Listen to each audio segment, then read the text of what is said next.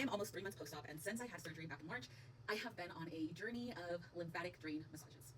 So I have been doing massages now. This is my third set of 10. The first two sets of 10 were on my abdomen and my arms. And since then, I have started my third set of massages for my back and glute area. And this is what my back is looking like now since starting the massages. Since starting the massages, I feel so much better. I feel like the recovery process this time was a little bit more difficult than my initial surgery, which I had back in 2021, 2022, when I first did a tummy tuck, liposuction, and fat transfer to the glutes.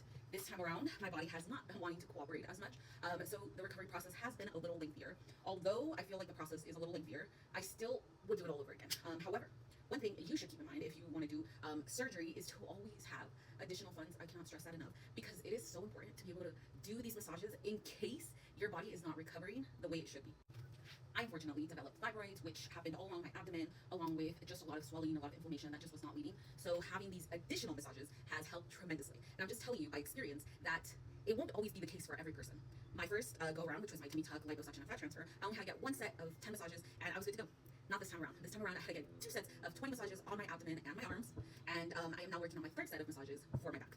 But yeah, so it has been a complete journey for me. Also, initially, when I did my breast reduction, I had a little area down here that needed like some additional healing. I finally lost the scar to that. It was like the tiniest little hole that I had, where like the suture didn't fully put 2 and 2 together with the incision, because I have an incision coming down and then an incision coming across. So right in the corner where those 2 incisions meet, I have like a little tiny scar that took about 3 months to fall off. So for about 3 months, I've had to just continue to put on like a bandage or something on there so that it wasn't constantly getting wet. But overall, luckily, it's all good to go now.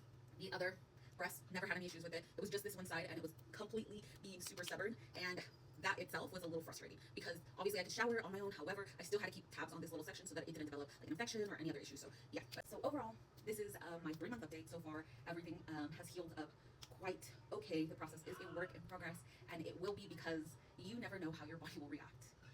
Over.